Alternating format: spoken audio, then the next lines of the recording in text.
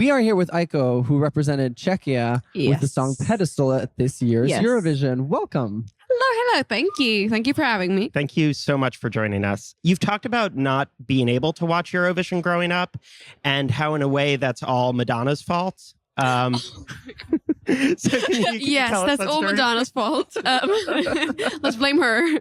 So my mom was very much obsessed with Madonna. She read that Madonna's kids can only watch, I think, 15 minutes of television a day. So for me, that was Tom and Jerry. Right. I was watching Tom and Jerry. Which I'm glad that you had a sense of priorities on that. Of course, yes. It's like Tom and Jerry Eurovision. Famously, the Eurovision broadcast is slightly longer than 15 minutes. Yes. Tiny bit, just a little bit. I feel like Sweden tried to get it down to 15 minutes. They really were not. It didn't work. Yeah. The switchovers. So can you talk a little bit about how you first came to music? I, unfortunately, don't really have a musical background in my family. So it all came pretty much naturally within me. I have a video of myself as a small child being like, you sing! And it was like pointing at myself in the mirror. The first time that I've actually played live was in a Czech TV show. I went all the way to semifinals, which is the live TV. This was my first gig as well. Yeah. So I was like, I like it. I think this is what I want to do. And then I just really properly started trying to understand what I'm doing, just because I had no musical background, no one to really explain to me that this is what a producer does and this is how you make a song and blah, blah, blah, blah, blah. Right. So that's how I started learning. And that's, for example, the first EP that I released. To this day, I'm like, should I delete this? Should I not? When you say the first EP that you released, is that Aiko? Aiko. Yes. Because that's 7 tracks. It's got 7 tracks, but like all these 7 tracks, I'm like, I feel like they don't represent what I do now. That's actually so interesting. Listening to your work, I think you come back to a lot of the same themes again and again, but with very different perspectives. Just to talk about Aiko, the album started... The baby album. Yeah, the baby album. Yes. It's called the baby album. But to that point, it seems like a lot of artists these days, they'll start out releasing singles or a 4-track EP or something like that. And it was very striking that like the first thing you released was kind of a complete package. I think it also very much comes from the Czech music scene because they're growing, but they're a tiny bit behind in the sense that like in the Czech Republic, they still expect you to release albums in general. Whereas I feel like in the rest of the world, single is this thing. Quite a few of your songs speak to the idea of needing to break away, to detach, or to escape. Tunnels off of your self-titled debut and Highways off of Expiration Date offer versions of that and feel almost like companions, particularly because both have travel metaphors at their center. I'm hypnotized, bright lights very far from home, what is even going on? In general, I move a lot, just like in my life. Sure. I always move like every 6 months to a new place. You just moved to Prague, right? Yeah, and I think I'm going to be moving back to the UK soon again. It's just like a sense of restlessness. Because I just traveled a lot ever since I was a kid. Even this podcast we're doing in New York, and in the evening I'm flying back to Czech Republic, and next week I'm flying to Taiwan. I feel like a lot of people who love to do music, the moving around a lot is what is the hard part. Yeah. So I'm like, you're uniquely set up for that. Yes, a life in music. Perfect. Yeah, I love it. I think my family don't even remember where I am. They're like, oh, when are you? Where are you? When? Okay. What country? Oh, exactly. What continent? I just love that. Another big theme that sort of runs through your work is how much of yourself you can show to another person. Too Close is definitely like that. Yeah. And then Vulnerable. Yeah. And then Your Bright Yellow kind of has this like interesting development on it because there is this idea of like holding back and not showing how much you like the other person. And then I guess Alter Ego would be the other one that sort of has this like... Oh, did you translate it from Czech? Well, not myself. But you did not learn Czech for this? But Google is very good at doing it. Or I hope it is. I completely misread it. I imagine. I think in general in my life, I'm very selective on who I have close to me, because for me, it's more important to know someone very deeply rather than have a lot of friends, but very surface level. In my romantic relationships as well, I seek getting to know the person very well. And then can you talk specifically about when everything's right, it feels wrong? It describes something that I think is so real and complicated. I think it's very interesting because like on one side you're very happy, but then on the other side you're very like suspicious. What is happening? Why is it so good? Where's the catch? When I got on Times Square with the Spotify Equal thing, I remember being like very, very excited, very ecstatic. But like in 2 or 3 days, I was like, what if this is the biggest accomplishment in my life and I will never be bigger than this? I was like, this is pathetic. What's interesting about actually a lot of your work, it was like a lot of very like complicated love songs, right? And then there's Queen of Joy and Daughter of the Sun, which are just like these joyous, pure love songs. Daydreams never tasted so sweet when I realized I'm living it. I think for Daughter of the Sun and Queen of Joy, I grew out of taking everything so seriously. Back then, I felt like music has to be very, very deep, which is great if you take it that way, but it doesn't have to be. I think I also started playing more live shows and interacting with people more, and I saw that people want to have fun, they want to be joyous. For Queen of Joy, I was very in love. So that's why I wanted to show the feeling of being absolutely in love. And Daughter of the Sun actually is a description of how I want to be loved. So that's why I use the pronouns she. That totally makes sense. I love that perspective. I think it's so good. Now, Alter Ego and Naivny are the only 2 songs you released in Czech. Yes.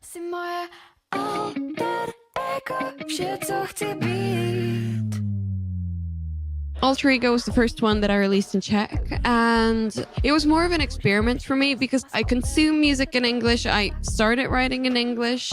My mom actually, she spoke to me in English when I was a kid because my dad spoke Russian to me and my dad spoke English. So that's how I have this little bilingual brain. I still want to write a song in Russian, for example, because I've never done it. Oh, that's awesome. I wanted to try in Czech, also to test out the market, to see how the people would react. And it was actually very positive. Moving to Eurovision, you had been trying to get into the contest for a few years before. Yeah, I've tried for 2 years before actually getting into Eurovision. Yeah. First time I applied with Daughter of the Sun.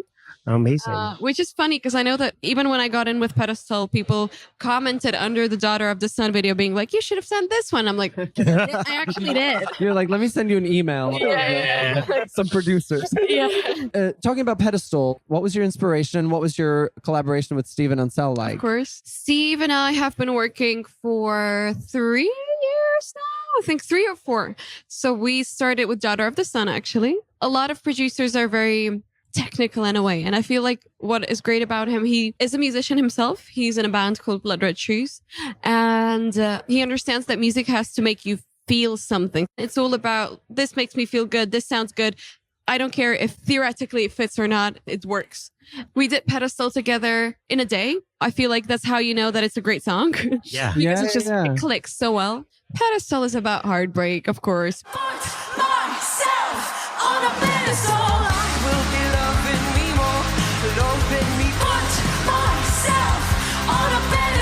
I was very angry with myself at the time. I was in a relationship and I felt like I'm not treating myself well. The funny part is that I stayed with the same person for quite a long time after it. So my pedestal moment came a bit later.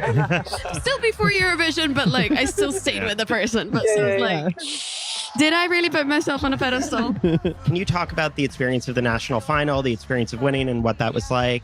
It was funny because I submitted Pedestal.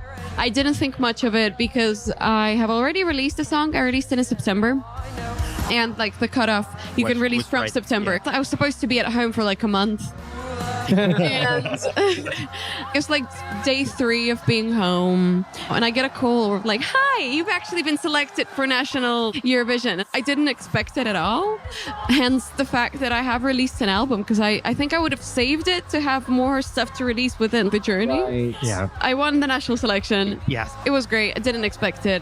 Then I got a lot of hate because the performance itself was chaotic. But I think it was also because I was just coming back from tour and the energy that you have on tour and the one that you have on TV is very different. Right. The TV one should be very polished. The tour one, people love energy, people love exchange. Right. Yeah. But it doesn't really project that well onto TV, which should have known. It points out this thing, I think, with Eurovision and rock songs. The Eurovision version of Pedestal, it was staged like a pop song.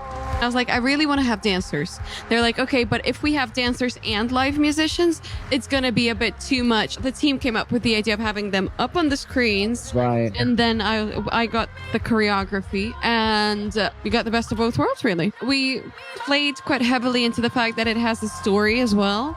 We had the whole concept of 5 stages of grief. The dancers each had different masks, and each of the masks represented one of the emotions. So if you're that type of person that likes symbolism and likes to dig into performances, we had that. But also if you're not and you just want to have a good time and see fun blue hair and dancers, you've got that as well. Well, and off of that real quick, the decision to roll those stages out during the pre-parties, how did that idea come about? It's the first time that I've seen someone consciously integrate a story into the pre-parties. We wanted to do that just because we have all these pre-parties. We're going to be attending. We have dancers with us. Why don't we give it an extra spice, extra oomph, extra something for the press to talk about, for the people to dig into, to give the song a deeper meaning. Something that I was really happy about is that Pedestal was not written for Eurovision. When you see some artists that have one type of music that they make, then they have the Eurovision song, and then they go back to the music that they make. Of course, it's not going to translate well because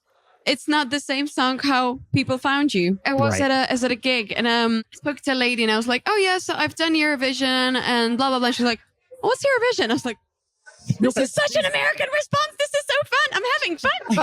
Someone doesn't know what's Eurovision. Obviously, like this year was also so dramatic Eurovision. As a Scandinavian, to see that much police in Sweden, it's just insane. Yeah. To be honest, it was really fun for us because we had like the police cars in front and in the back of our buses, and I was like, I feel important. There was a lot of tension backstage, both clashes with the Israeli delegation and then Joost eventually getting ejected. Like, how much of that tension did you feel backstage? The thing is that I feel like the most tension happened in the final. Did not make it there. Yeah. Listen, you got out at the right time. That's what I understand. The thing is, like, we got kicked out and we just went to Tivoli Park in Denmark and we were just like having fun. Oh my God, that's amazing. So we were at Tivoli Park looking at tweets just like everybody else was. You don't know if Eurovision Grand Final is actually even going to air. And it was quite funny to me because on Twitter, someone's like, yeah, Aiko's rehearsing in the arena. Joost got kicked out and me in the Tivoli Park reading it like, am I? Yeah, there was that, and it was Sarah posting exciting announcement in an hour or something, and it was about her new song. I know that poor girl. Like, she's back. She was like, you were really excited about my song. I knew that Eurovision's going to be good for my music. Oh my gosh. More positive backstage. Yeah. You met Kat from Megara. We met at pre-parties. We started talking in Barcelona. And we were just like started to check each other. I was like, then we really got to talking at the last pre-party in Stockholm, and the rest is history. That's amazing. So yeah, so I mean, being together for 2 weeks, very intensely. Also going through the same thing, because I think like sharing that with someone who's really close to you, having the same experience. Yeah. It's like, it really brings you together. Talking about another Eurovision connection. Yes. You met Taya at a songwriting camp. Yeah. Was that a Eurovision songwriting camp or? They don't really call themselves a Eurovision songwriting camp, but every year they have at least 3 or 4 songs in the national song. You're like, would they exist if Eurovision? Exactly. And then you recently collaborated with her. Yeah.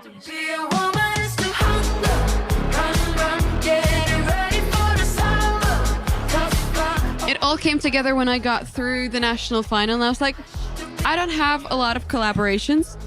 Who should I collab with? And I posted it on TikTok as like a silly little video, and Taya was tagged multiple times, and I just like responded to the comment of Taya being tagged, and I was like, Taya, like the emoji of eyes. I was like, should we?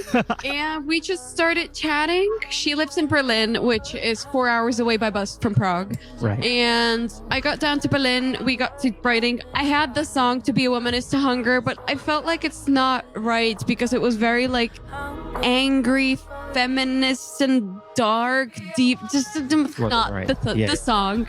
And we took just the line To Be a Woman Is to Hunger and rewrote the entire thing. Yeah. And I feel like it's a song that has a meaning, but also like is a fun song. Yeah, I mean, it kind of has that trick that Pedestal has, where there is a really empowering message at the core of it. Definitely all of my female friends have experienced it. My female friends, female family members, everyone. Aiko, thank you so much for sitting down with us. This was amazing. Yeah, seriously. Thank you so much for spending the time. Thank you. All the mysteries of the Euro